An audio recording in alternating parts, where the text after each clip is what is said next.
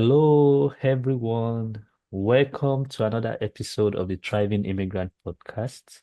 I'm so grateful for the opportunity to host you once again. And I'm pretty much excited about my conversation today. It's a conversation that I've been longing to have. For the first time, I have a mental health coach on the podcast. As an immigrant, when you come into this country, there are different things that you prepare for. You need to be financially ready. You need to be socially aware. You need to be ready for a lot of things. Most people underestimate the mental strength required to survive and thrive in this part of the world, especially for people like us that we move here from a developing country, a family back home. They're already so much excited, like all your worries are over. So you yourself, you know what's at stake. You cannot even talk to someone and say, you know what, I'm feeling like this. So I'm really excited to have my brother. His name is Kunle Ifabiyi. He's a registered nurse in Ontario, Canada. And today we're just going to dive deep into mental health conversation, particularly among men in this part of the world. So join me in welcoming Mr. Kunle Ifabiyi to the show.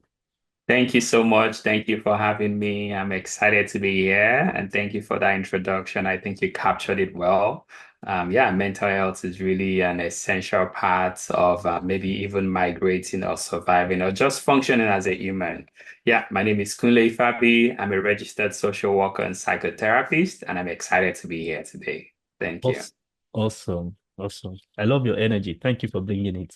Yeah. Okay. So my first question would be, are you an immigrant? And can you share with us your immigration journey? Yes, absolutely. I am a proud immigrant from Nigeria. I came to Canada 10 years ago. Yeah, about 10 years ago. I remember then I was working in Lagos, working in Lekki. I was living in Berger. It would take me 4 hours to get to work in the morning, 4 hours back home. And doing that, yeah, it was just stressful trying to figure out what the next part is. And I decided, oh, maybe Canada. Yeah, then I came to Canada and I came as a student. So I did a course. I studied accounting in Nigeria. So there's a switch. But coming here, I just wanted to get my paper as soon as possible. So I asked around, where am I sure to get a job so I can get my 1 year work permits and then get my PR? And they're like, oh, there's this course they do, social work. Just do it for 2 years. So yeah, I can do it, anything to survive. So I did the course. But my goal was just to do it just to get my PR and then move on. I remember one of the first courses, the professor said, if you're in this course and you're here to drive a Porsche, you're in the wrong profession. I was like, thank God I'm not staying. I'm just here just to get my paper and I'm gone. They're like, there's no money in this field. Just you don't drive Porsche, you don't drive Mercedes. I was like, thank God I'm not staying. I did it. I finished. I got a job. I got my PR, and then I went back to accounting. But after doing accounting, it wasn't the same anymore because I dabbled into social work. It was pulling on my heart. I remember then talking to my boss and say, "Oh, I think I'm going to resign. Hire someone. I'll train them for 1 month, and then I'm gone." So I quit and went back to minimum wage job in social work. Hmm. That's when I knew I really love this profession. And then after that, decided let me just go back to school, got a new bachelor, got master's, and I've been doing psychotherapy since then. And I'm really enjoying it. So yeah, that's my immigration journey from 10 years ago, thinking I'm going to come here do accounting, but I switched into social work. And now I'm a social worker practicing psychotherapy. Profound. Your story is so inspiring. You know why? Like I've heard a lot of stories, but transitioning from accounting to healthcare, I think this is the first time. And the fact that you did that and you developed passion for it to the point where you had to go for bachelor's degree and get your master's degree, I'm just so impressed with your journey. And you sound to me like a highly motivated person because Thank you. that must have been a journey. Wow. Okay. Yeah, Thank you yeah, for sharing that. Thank you so much. yeah. And I believe you are enjoying what you are doing. Oh yeah, absolutely. I'm enjoying what I'm doing. When I was doing it, when I was going through the course, then it did not make sense because then I was trying to find mentor. I couldn't find any male, black male that was doing that was Hmm. I could ask them, this thing that I want to do, am I sure am I sure men do it? I couldn't find that role model, but yet I had this thing pushing me. And then a lot of my colleagues too, people I knew, so it was almost like nobody was doing what I was doing, going to and do another bachelor's. We came to this country to make money, and then you quit your job to go back to school. When I was schooling, there was no income, so I was spending all my savings for those years. Mm, It seemed like I didn't know what I was doing. But at the end, when I started working, yes, I'm like, I'm glad I did it. Now it makes sense. Now everything connects. Now I see the benefit. And I really love it. Work is what I love to do. It's what I can do for free. It's what I do on and on. Of course, I need money, but it doesn't stress me like accounting used to. And mm, every day you just get to see your fulfillment, you contributing you're seeing an impact in someone else's life. And that's very rewarding. Yeah. absolutely. And there's nothing like getting paid for doing what you love. Yes. Yeah. So it's like eating your cake and having it, seeing the Yeah. fulfillment or seeing the impact that you're making on people's lives and getting paid for it. Yeah. Absolutely. Right. So in your experience, what are the most common mental health challenges that immigrants go through, or you don't even see immigrant clients? Yeah. I see immigrants, I see Canadians, I see people from all walks of life, all races, all genders. And talking about the most maybe challenges that people that I see come across. Maybe number one is stress. Stress it could be financial stress, stress at home, relationship stress. Stress to be a major trigger for a lot of mental health conditions. Anxiety is another one, very common. A lot of people come in anxious, worried about different things. Depression. Depression also is common. Depression could come as a result of isolation during pandemic. Yeah, that was a big one during pandemic. Depression, isolation, culture change, and immigrants who move from one culture to the Canadian culture. It's difficult to adapt, to learn the new system, to learn the new work ethic, to learn the new ways to talk to your boss or participate or even get promotion. There's a culture and you need to learn that culture. So sometimes isolation or just knowing these things can be stressful. Then also even applying to jobs, the Canadian experience, palaver, a lot of people applying just asking for Canadian experience. So that adds stress to a lot of people's issues. So I deal with a lot of depression in that regard. Also, relationship issues. I deal with couples, I deal with friendships, couples having issues, needing some work. I do that.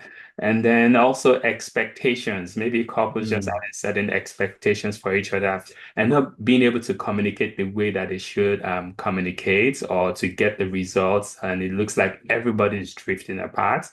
Also, I deal with racism. So racism, it's really very alive. A lot of people in Canada, it might be subtle, but it does impact a lot of people. I work with children, and sometimes it's very painful when you see children going through experiencing racism at school, and sometimes even by teachers, knowingly or unknowingly, just it is tough. So these are a little bit of quite a number of things that I work on that I see in immigrant families and other people that I work with as well. oh wow, thank you for sharing. You know why I appreciate you sharing this? Because coming from you, I feel like there are a lot of things that we don't even pay attention to. But because you work in that space, you've had a lot of experiences. Like for men generally, we go through a whole lot. Yeah. And I think most of us don't even know how to identify these triggers. Like when we are stressed, do we even acknowledge that we are stressed? So, do you want to talk a little bit about how to identify those triggers and you when you should go for help Yeah, yeah, or when you absolutely. should seek for help? Yeah, absolutely. Talking about men, yeah, that's a main issue. Men are socialized in society differently. From a young age, you're socialized to be tough, to be a man, to do this, to act in a certain way.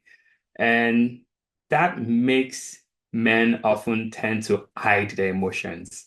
Some of the emotions that men are allowed societally to express, either you're mad, you're angry, you're frustrated, and sometimes maybe you're happy. Maybe your soccer match played and people scored, your team scored. That's when you see men hugging each other. Sometimes societally, it's kind of frowned upon even for men to just see an hug. Usually we do the side hug, but to give a full hug, men when they're playing soccer, yeah, they show their full emotions. But Hmm. growing up, we've tend to socialize men to just hide their emotions tough enough, and that really does hurt men. And research shows that statistically, when it comes to suicidal ideations, men commit suicidal ideations more in society than women. And that's because oftentimes they don't have an outlet. They tend to bottle things up. Hmm. Emotions will always come out. Either it comes out with your words or it comes out in your actions. So emotions are not bad. Every emotion has a function. Anxiety, you're feeling tired, need to sleep, you're feeling hungry, you're sad.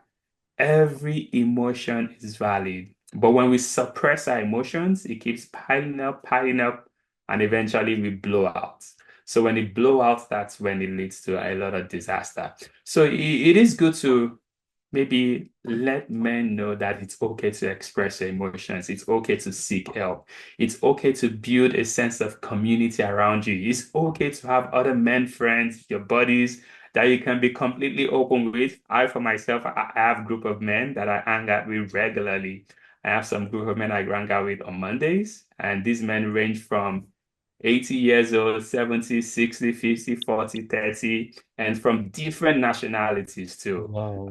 white, Indian, Chinese, and we all meet on Monday. We've been doing that for about 4 years now, and we have this really tight bond. Hmm. That's very helpful for me just to have that space. And then I have another group of friends, my Niger guys. We have about all of us, maybe 30s, 40s, and we hang out. Maybe about 10 of us. We hang out bi-weekly. Oh, But we all live in the same area. So it is good to really have those community, people you can reach out to, people you can trust, people you can be vulnerable to. But when men don't have those supports, you feel isolated, and then mental health issues are bound to happen. You ask when should be a good time to reach out for support. When you're going through something and it's impacting your day to day, it's impacting your level, your balance. Maybe you're naturally a chilled person. You know when things are out of balance.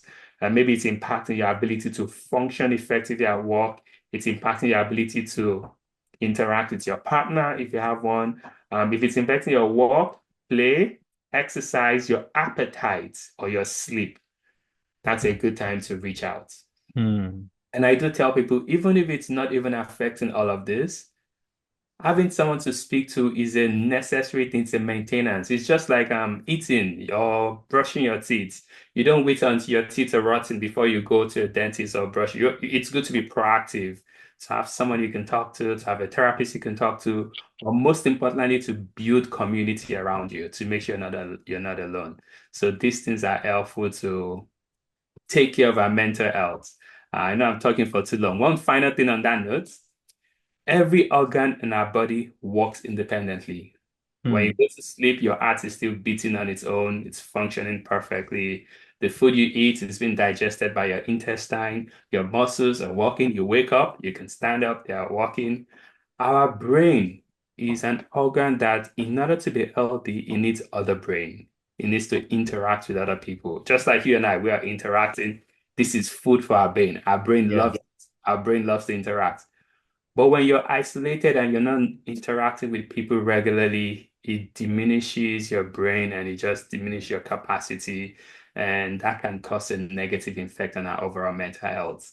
So Hmm. community interacting, being vulnerable, those things are really, really helpful to help us thrive. Wow, you've shared a whole lot in this last one, and that's quite powerful. I picked a lot of things from what you shared.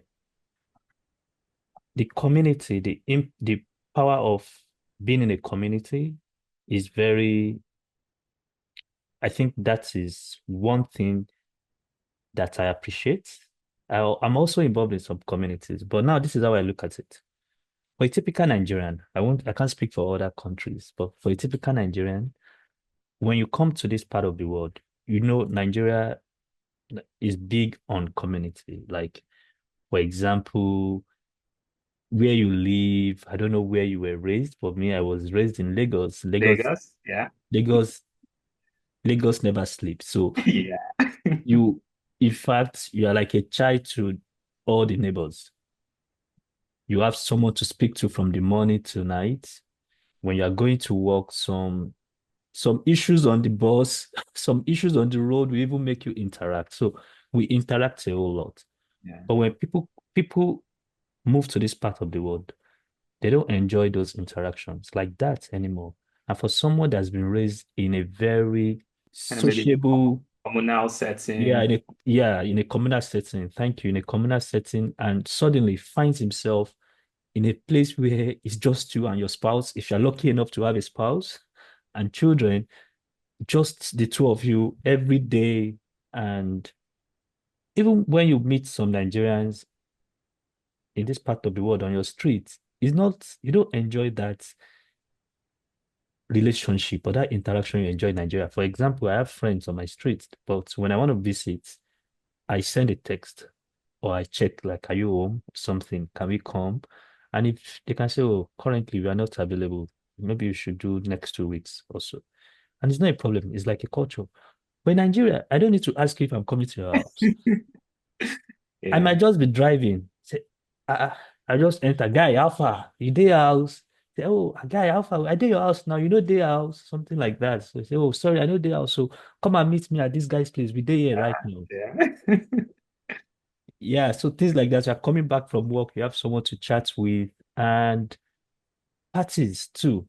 Yeah. Like, I don't think you can survive 3 months in Nigeria. I know I have one party to attend. I don't know about now. Somebody might be getting married, maybe somebody put to bed, somebody's graduating. Those things really help our mental health, but we didn't know. I think until some of us moved here and those gaps started opening up. Yeah. So thank you for mentioning that. Absolutely. I just thought about it like it's like a sharp change in lifestyle for people. Yeah. Yeah. Yeah. And sometimes we don't identify those things we have, like you said, those parties. We don't identify, we just take them for granted. Oh, I grew up in Lagos. This is normal. This is just what we do. But coming here, you see you get to appreciate it more. Oh, I Mm. love parties. I go to parties a lot. I like to Owambe. So Yeah. I wear my native attire, my cap, and now I love parties. So it's part of our culture. It's so rich. And it's just and I dance. I don't form. I get on that. I Yeah. dance. Yeah, it's LD to do all those things. And I have some friends that, like you said, maybe you need to text message. But I have few friends. I don't need invitation. I Mm. just come back. I just drop it. And like you said, I just text. By the alpha, I day house. You know the house. I don't dey ring bell. So I'm upstairs. I'm coming down now. Or sometimes I just bump in. I see other guests. I join these other guests. So there's no that close. I don't need any text message. Invitation. But yeah, some other people, just out of respect, you need to let them know. Maybe they want to host you prep properly. So Yeah, this matter, like, no. Even if I come to your house, if it's water, that's enough. that's As long enough. as I just start. Yeah. Yeah. Thank you. You've answered most of my questions even without asking them.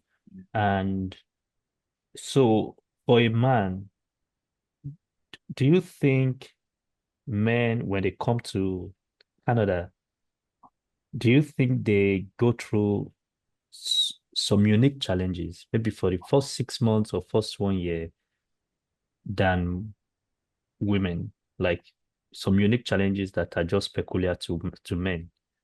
Yeah, absolutely. Yeah, I think men do go through some unique challenges that may differ from the way that women experience them. So like I said, men generally we tend to was socialized, even though we're trying to work against it, was socialized to keep to ourselves, was socialized to think. We process issues internally. I'm thinking I have a problem, I'm thinking of a solution, I'm brainstorming it. Women often talk, and this might not apply to all, but just Jerry. They kind of think and talk. As they're talking, they're thinking and they're figuring things out. So they talk with their friend, they talk with their mom, they talk with someone. But men, we tend to, even among ourselves, if you and I were to meet in person sometimes, if natural, normal men, we might talk, we might interact. If our partners meet, our partners will know more about you and I than we know about them because they will share more.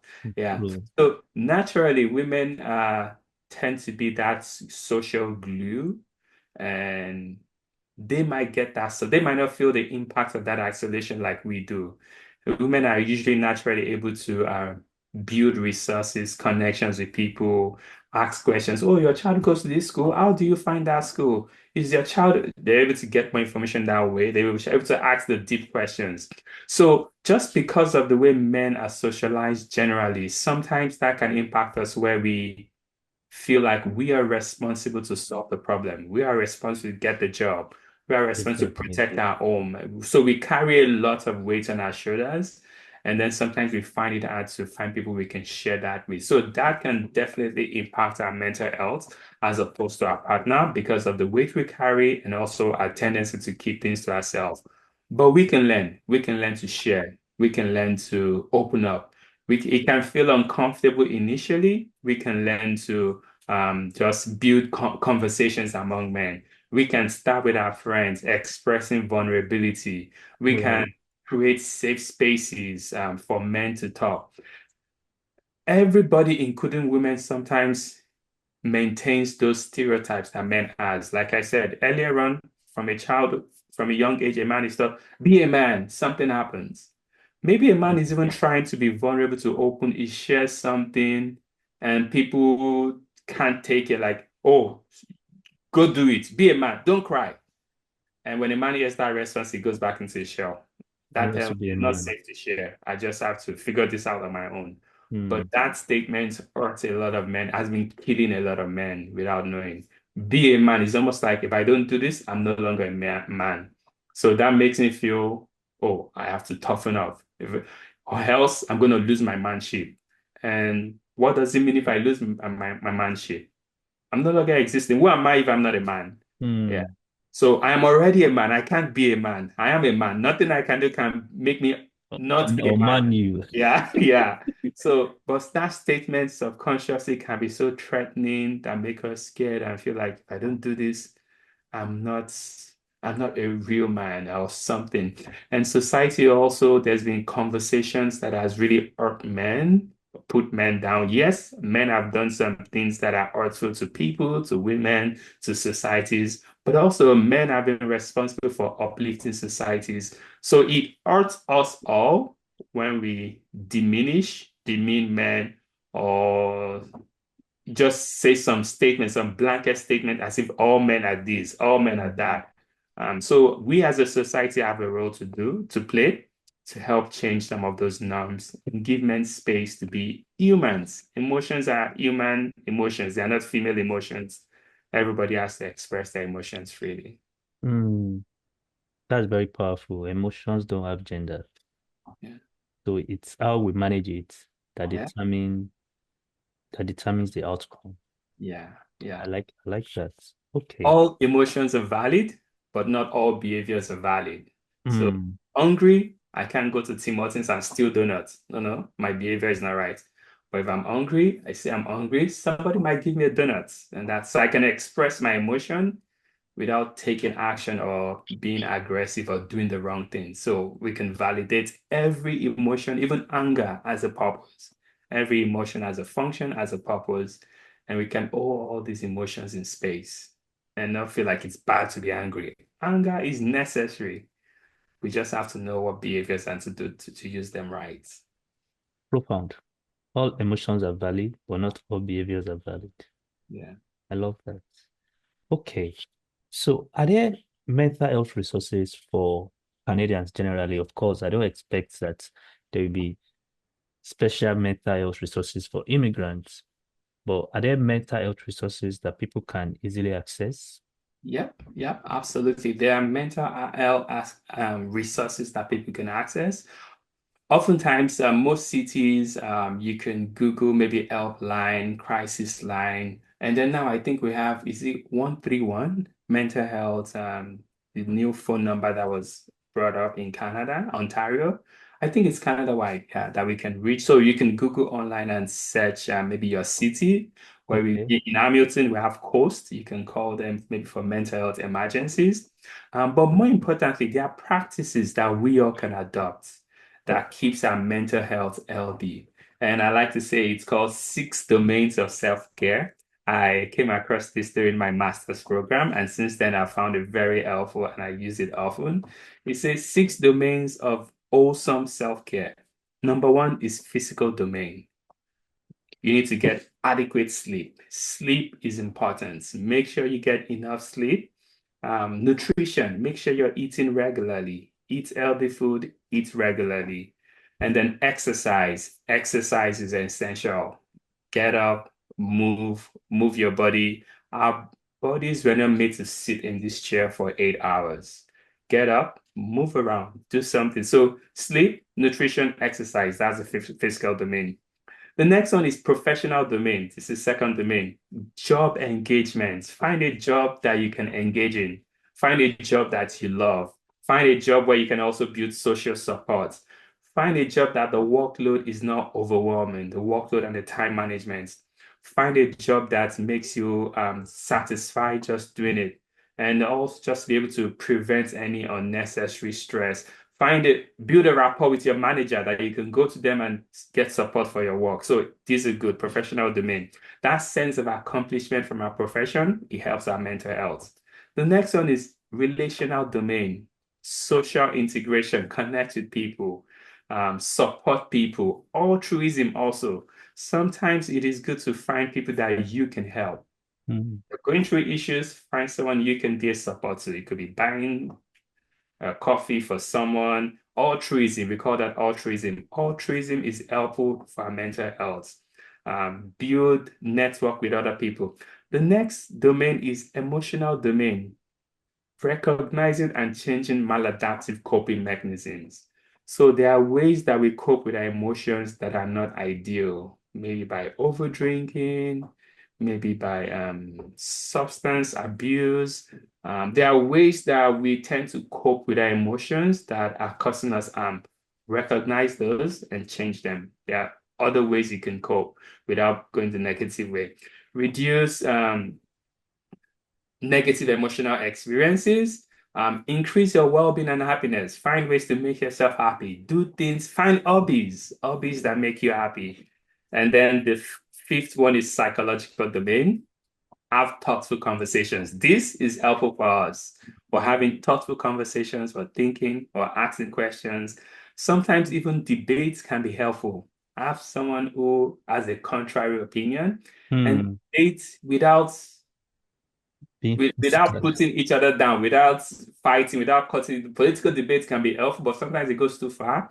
Find Right. someone that has a contrary opinion and argue in a safe way, in a respectful way. That's helpful for your mental health. Having humor is good. Find a way to joke, laugh around, crack a joke. Find something you're curious about. You see something, investigate for it. Just curiosity. That's also, it's almost like you're doing workouts for your brain. Yeah. Poetry is helpful, self-awareness, mindful reflection on yourself. Think about yourself. Oh, what did I do well today? What did I do? Journal. All these things are helpful for your mental health. And finally, the final domain is spiritual domain. Mm. Having a sense of faith. This is also part of your mental health, beliefs, prayer, connecting with nature, spiritual meditation, spiritual religious practices. All these are healthy for your mental health. There are things we go through in life that maybe doesn't make sense or it's hard for our brain to accept. This is where spirituality comes in. There are some Mm. things that are bigger for us to accept, but just the fact that you have that spiritual domain, being able to accept that makes sense that to cover up for those lapses or those, for example, maybe you lost a loved one. It can be very devastating. Um, Mm. Yesterday, for example, was 20 years since my dad passed. Sometimes it can be very devastating to move on from that, to learn how to survive. You just lost someone who is important in your life. Spiritual domain can be a very, very helpful tool to help you make sense of that loss and be able to forge ahead, build a sense of hope and not lose hope completely. So all these six domains are really ways we can care for our mental health and take care of ourselves. I don't know if that makes sense. It makes so much sense. Thank you so much, Kunle, for being so gracious and taking us through the six domains of self-care. Let me see if I can remember them. The physical domain, Yep. the professional domain, Yes. the emotional domain, Yes. the psychological domain, Mhm. the spiritual domain, Yes.